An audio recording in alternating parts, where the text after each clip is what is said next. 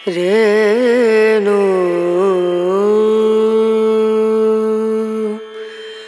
রনা রনা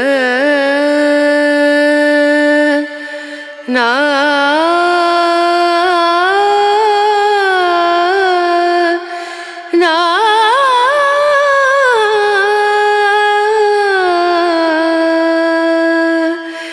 রে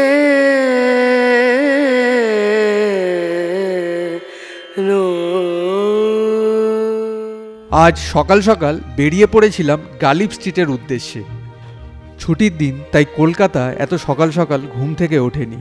তবে গালিব স্ট্রিটের সামনে গিয়ে আমার ভুল সম্পূর্ণ ভেঙে গেল। রাস্তায় তখন রীতিমতো মেলা বসে গেছে। যাই হোক, গুটি গুটি পায়ে ঢুকে পড়লাম হাটের ভিতর। কলকাতায় এমন কোনো পেট লাভার মনে হয় নেই যে গালিব স্ট্রিটে অন্ততপক্ষে একবার হলেও আসেনি। আমি নিজে যে কতবার এসেছি তার কোনো হিসেব দিতে পারবো না।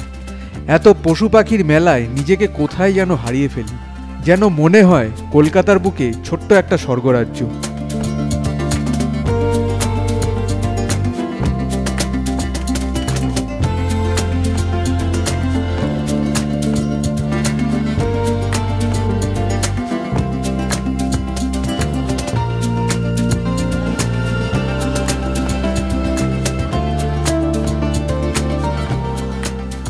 মাছের জায়গাটা ছেড়ে একদম আসতেই ইচ্ছা করে না।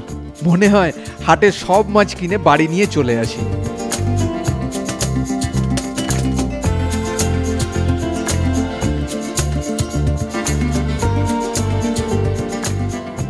তবে যাই হোক, গালিব স্ট্রিটে তো আর ফিলোসফি করতে যাইনি, গেছিলাম একটা উদ্দেশ্য নিয়ে, আমার প্যালোটেরিয়ামের জন্য কিছু প্লান্টস কিনতে।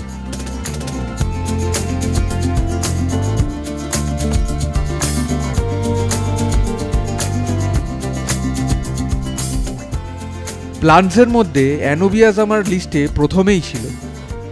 টিস্যু কালচার প্লান্টস প্রচুর ছিল, তবে আমার কোনো দরকার ছিল না। অ্যানোবিয়াস কেনার সময় পাতার থেকে বেশি রাইজোম কতটা বেশি স্ট্রং সেটা দেখে নেওয়া বেশি দরকার।